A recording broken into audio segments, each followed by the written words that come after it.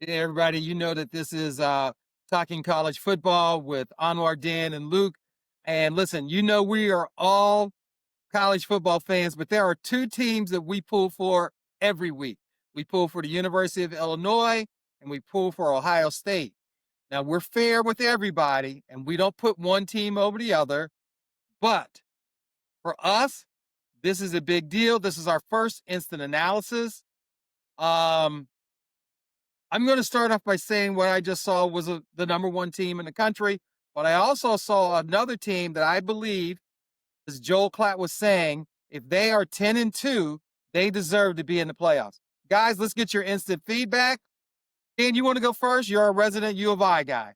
Sure. Yeah. I mean, it's about what we expected before. We did our show the other day, and we talked about how, as much as I would have liked Illinois to win, I didn't expect them to.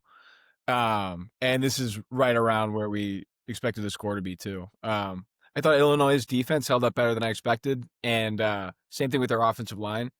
But it just wasn't enough to keep up with Ohio State. All right, I'll go. So the story of this game to me was turnovers. It's very unlikely of very not like Luke Altmaier to have so many turnovers. But Illinois had 3 turnovers immediately by the fourth quarter, resulting in 21 points for Ohio State. What you saw in that game was obviously the turnover difference, and also just the talent gap.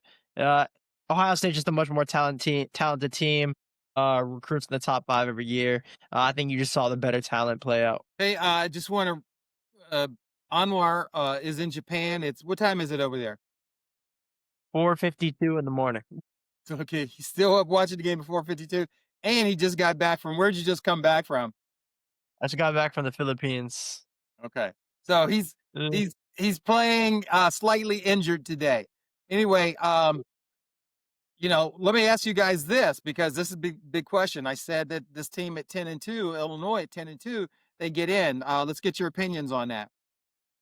Well, I don't know, I think that they should, but I don't think they will. I think that the committee's gonna disrespect them, especially after that Indiana loss, that just blowout. They're gonna use that as a reason to keep them out. Even though they've played Ohio State as tough as anybody in the season has, besides Texas. Um, but I don't know. We'll see. Assuming they win out, they still have a tough game against Washington, and I'm sure some of these other ones will be very tough too.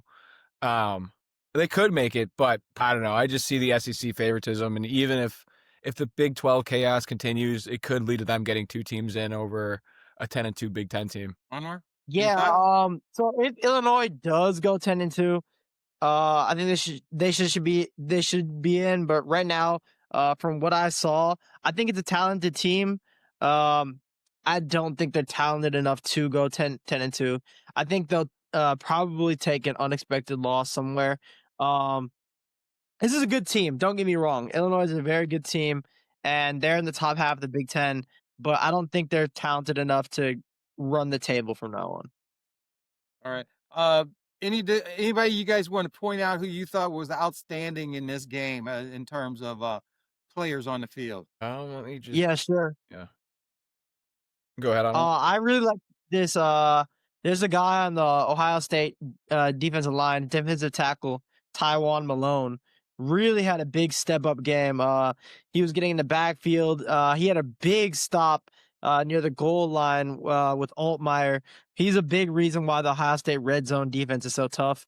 Also want to shout out Jermaine Matthews, cornerback, tipped the ball for that interception.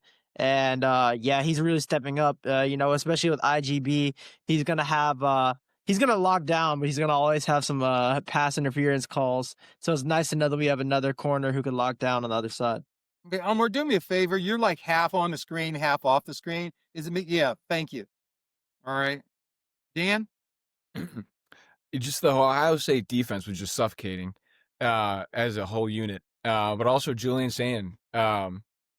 I think teams are playing him kind of to contain.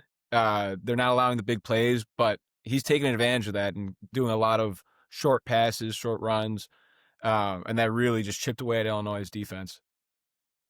Okay. Anybody? I saw the Illinois defense. They had one player, and his name kind of escapes me right now. but he was all over the place. He was one of the defensive backs. He's making play after play after play. I'm embarrassed that I can't remember his name right now. I didn't have game notes as too enraptured Was in it this. Cox, the kid who hit Jeremiah Smith and almost injured him What was his name? on that reverse? Cox. No, And Matthew no. I Bailey was think coming in too for Illinois. was it Bailey? Yeah, I I think think Bailey that's was the the center one. back, yeah. He had quite a few stops. He did run support. He was real good in defense as well. Um, Going forward, guys, is Ohio State the best team that you've seen so far this year? I mean, because the team they're going to be matching up with is Oregon and Miami. What do you guys think? Well, last week I was going back and forth between Ohio State and Miami, which one was the better team. Right now, this just kind of convinced me to Ohio State. I mean, they showed that they just play a clean game. They don't make a lot of mistakes. They can force turnovers from a team that doesn't really do that a lot. And I can't even picture anybody beating them. I don't know if they'll go undefeated, but I don't know who would be the team that would take them off. Yeah, so in terms of the best team in the country, big thing for me is going to be watching this upcoming Indiana and Oregon game, which I got on right now. If Oregon comes out here and really puts it to Indiana, I could see them competing with Ohio State because I think Indiana is a fantastic team. Um, and I really I think if Oregon wipes them, then I think that they're up there with Ohio State. And if they have a poor showing, I don't know. I have to reevaluate, and maybe we need to look at Indiana up there with that top 5 group of teams. Ole Miss did not look great today. Yeah, I think that just further separates that group, that Ohio State, Oregon, and Miami group from the rest of the country. What was that final? Did that game go final yet for Mississippi, Washington State? No, it's not. It's 24-21 with a minute left right now. Who's got the ball? I think I don't know, but it's on Ole Miss commercial. has the ball with a minute left, 4th and 10. Oh, so And Mizzou gave Alabama all they could handle. So Washington has the ball now with the 42 seconds. Washington does the ball. Okay. They're at What's their the own score, 10. Minute 9 left in that game.